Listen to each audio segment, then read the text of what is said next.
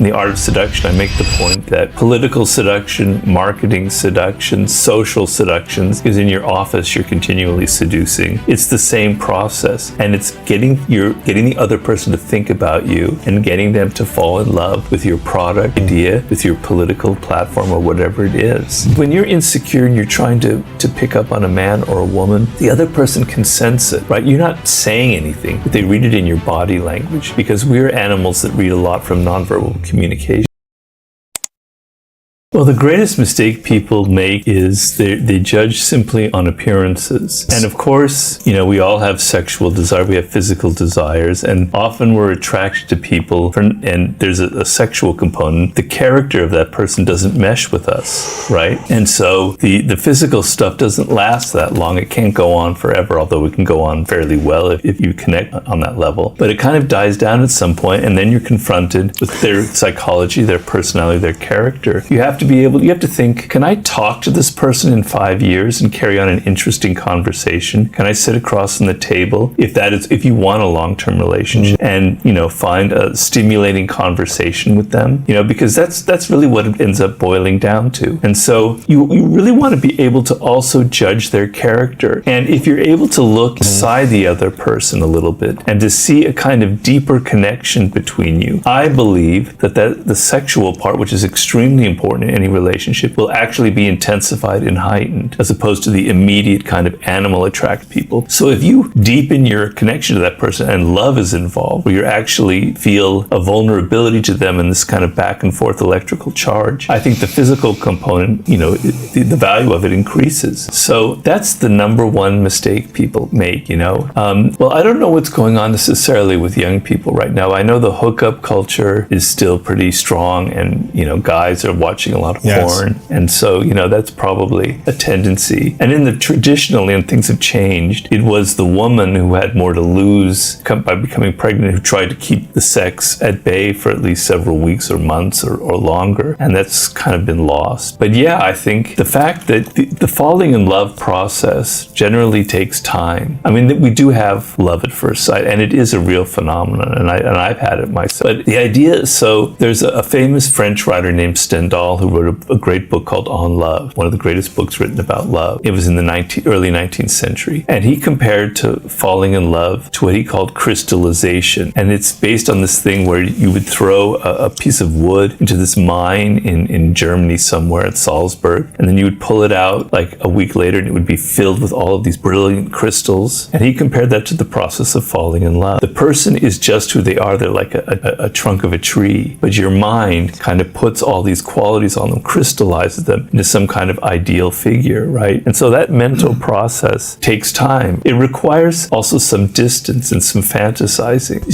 sort of basic elements of human psychology. So, and if you're having sex right away, it's too close, it's too intimate, it's too early to be able to go through that process. And often, there's usually a letdown after that initial sexual encounter if you have it too early. Whereas opposed to letting time go by and letting the other person begin to think about you and fantasize about you, and in their mind sort of imagine some interesting qualities about you and fascinate them, which is what he calls this crystallization process. I mean, literally think of it that way, that you're in their mind, they're kind of forming this sort of ideal crystal image of you. And it takes time, and it takes some absence. It takes the ability to say, you're not in their face all the time. You disappear for a couple days, a couple of weeks or whatever, not a week, but a few days. You let them think about you, and you let that kind of spell, because seduction and love is kind of a spell that you're casting, right? And there's an art to it. And so the mistake people have is they're in too much of a hurry. Yeah, or to have like a really, intimate relationship, or to get married, or whatever it is. In general, in our culture, people are too much of a hurry. They're too much of a hurry to make money, too much of in a hurry to get attention. That also involves, in romantic relationship. Well, I maintain that the process of seducing doing is making the other person fall in love. Well, even in love at first sight, which I say I've kind of maybe experienced, it doesn't necessarily lead to something. You still have to go through a process where the other person's character, that you start idealizing and romanticizing and thinking about them. Even that immediate attraction, there is still the seduction process that has to go on. And so, I try in the art of seduction, I make the point that political seduction, marketing seduction, social seductions, is in your office, you're continually seducing. It's the same process. And it's getting the other person to think about you and getting them to fall in love with your product, idea, with your political platform or whatever it is. And that process of internalizing that other person, of having their presence, their spirit or whatever inside you, inhabit you, and you're thinking about them a lot, is a process of falling in love. So it doesn't mean that there aren't seductions where you're seducing the other person and then it's over after a month. It doesn't necessarily mean it's going to lead to a relationship. But I separate seduction from just having sex. So if you go to a bar and you pick up a woman in the bar and that night you go back to your place and you have sex, that's not seduction. Because we are psychological creatures, right? We're not animals. And the process of actually having our emotions engaged by the other person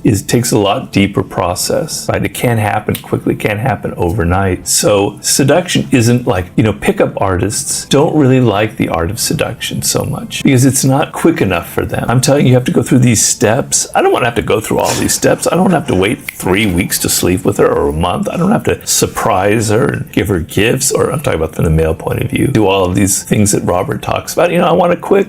Some of them aren't like that, but some of them are. And so there are plenty of books written out there about how to pick up women or guys in a bar. But the seduction isn't about that. It's something else. It's something more elemental. And I talk in the art of seduction about how it goes back to our childhood, how we are incredibly vulnerable to the emotions of other people. It begins with our parents, and the sense of, we internalize their presence. We're thinking about them. We have this kind of very deep emotional attachment to them. We're seduced by our parents in some ways. It kind of sets a tone from early childhood, this need to feel vulnerable to other people. That's the thing it's a lot of people mistake seduction, and that's the reason I wrote the book. They have really bad ideas about it. Well, they have an idea that it's this kind of cold process. Typically, it'll be a male seducer, but it can be a woman, and they're really conniving. And actually, seduction is a matter of vulnerability. It's making yourself vulnerable to the other person. Really? We live in times where people have a hard time being vulnerable. If you're insecure, if you're filled with a lot of anxiety, you tend to close up inside of yourself. And to let another person in and to let them have some control over your emotions can be kind of a scary process. But if you can't feel that vulnerability, if you can't open yourself up to the power of that other person, there won't be a seduction. It'll be this kind of cold, mechanical process. Well, each relationship is different. I talked to a lot of people on this vulnerability issue, particularly women who've come to me for counsel. They've had a bad experience. They dealt with maybe a man who was a kind of cold, calculating seducer type, or an abusive relationship. And what happens is they get kind of bitter and hardened by it, and they don't want to open themselves up to another relationship. They're not aware of that's happening, but unconsciously that's what's going on. And I try to tell them, if you let that happen, that means that person, that abuser or whoever it was, they've defeated you, not only physically but mentally. They have conquered you. They have ruined one of the most important aspects of your life. They've made it impossible for you to feel vulnerable and open because you can't trust another person. And it's very difficult. So my process in there is telling them that, making it clear to them that if that happens, then they have this power over you, and you don't want to let them have that power. And so we work on ways, first making it clear how important it is in life to feel vulnerable, not just to other people, but to everything in the world. That's sort of the subject of my next book. But to feel vulnerable when you read a book, to open yourself to other people's ideas, to open yourself in general to people and to their spirit, and to let them in, and to let them have some influence over you and some power over you. Because it allows you then to have a deeper understanding and a deeper connection with people. So, we all kind of live in these castles. We're trying to protect ourselves, right? And we're all kind of defensive. And it's for good reason. We live in a world that's very harsh, a lot of information, a lot of things going on at the same time. So we kind of live in these castles. And you're not understanding people unless you can kind of open up to their spirit. I talk about in the art of seduction, enter the other person's spirit is one of the key chapters, where you're able to kind of put yourself inside of the other person and feel what they might be thinking, right? Which is, I think, a problem that a lot of men have in dealing with women that they're in. Putting yourself in their position, trying to understand what makes them tick, what their psychology is about. To do that, you have to kind of let go of yourself. You have to be willing to kind of float and let yourself go into them and open yourself up to their spirit, and not assume that you know everything about them or that all of your ideas are correct. So vulnerability is a very important element that we must have in this world in order to be able to have empathy and to be able to understand people. Well, believe it or not, I wrote The Art of Seduction as a kind of, not a sequel, but it kind of played off the 48 Laws. And there were a few chapters in the 48 Laws that dealt with seduction, such as use absence to create honor and respect, or make others come to you, or create compelling spectacles. There were at least 8 or 10 of the 48 Laws that were very sort of seduction oriented. And the idea is we all want power in this world. I maintain that's sort of my key thesis that drives all of my books. And it's not power just in a political sense. It's the idea that you have some control over your fate, control over destiny, right? And control and the ability to influence the people around you. Well, seduction is the ultimate form of that kind of power. That's what I talk about that in the 48. It's a form of soft power. So people, if you seduce them, they're not even aware that you have gained this kind of power over them. They've opened up to your influence. Yeah, because if people sense that you're trying to get power over them, if they sense that you're scheming, that you've read Robert's 48 Laws of Power or whatever, they get defensive and they close themselves off to you, and you can't move them, you can't maneuver them in the right way. I know about 16 years ago, when the pickup artist thing was really big and hot, but every woman in Los Angeles, where I live, had been approached by a pickup artist. They all knew the strategies, the negging, all that kind of, they knew all of it. And so it didn't work anymore. It lost all its power because everyone had been exposed to it. They could see through the tricks. They could see a pickup artist coming from a mile away. All the little tricks, cards, or reading their palms. Oh, come on, man, I know you've read that book. It doesn't work anymore. So if people sense that you're trying to manipulate them, they close off. And that's why in advertising and marketing, they know that they have to make it seem like they're not advertising, that it's just kind of word of mouth. It's just the average person on the street who's touting their products, etc. Because if your advertising is so clearly how you're manipulating, it doesn't work. So the trick in seduction is to have such a gentle touch that people don't even understand what's going on. And that's what a kind of a master seducer can do. There are people who are cold seducers and they seduce women, but there's kind of a limit to it. It's not the kind that I'm interested in. So I've known a lot of really great seducers. There was a person in Paris who was sort of to me, the greatest seducer I ever personally met. He was this Brazilian guy in Paris.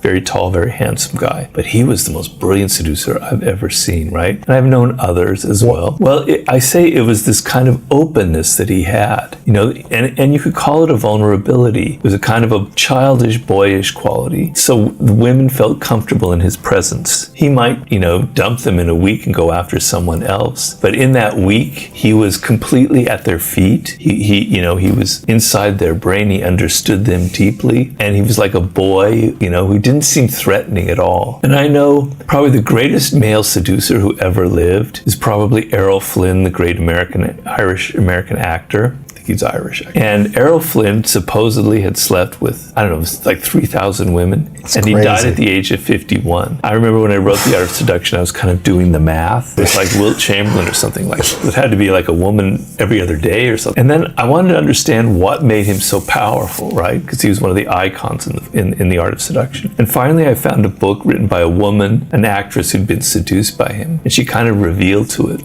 all of his secrets. And the key was, he made women feel so relaxed. She said, just being next to him was like drinking 2 martinis. I felt so calm and so relaxed. He had this kind of animal presence where he was very comfortable with himself. And that was the thing about that Brazilian man. He wasn't defensive at all. He was very, very comfortable with himself. He wasn't arrogant or grandiose, but he just felt comfortable in his own body and his physicality and in who he was. And I think the problem that a lot of people have is they bring their insecurities into the seduction realm, and it's very anti-seductive. It kind of breaks the spell. Because when you're insecure and you're trying to pick up on a man or a woman, the other person can sense it, right? You're not saying anything, but they read it in your body language, because we're animals that read a lot from nonverbal communication. And when another person is insecure like that, it means they're thinking about themselves. And it's a very off-putting sense. Okay. They're more worried about if they say the wrong thing or do the wrong thing. And it makes the other person tense and insecure. I don't know if you've ever had this experience, Lewis, but if you've ever been around a very insecure person, it kind of makes you uncomfortable. So probably the most important lesson I tell people in the realm of seduction is to be able to project a degree of confidence and calmness and comfort with yourself are probably the most important qualities.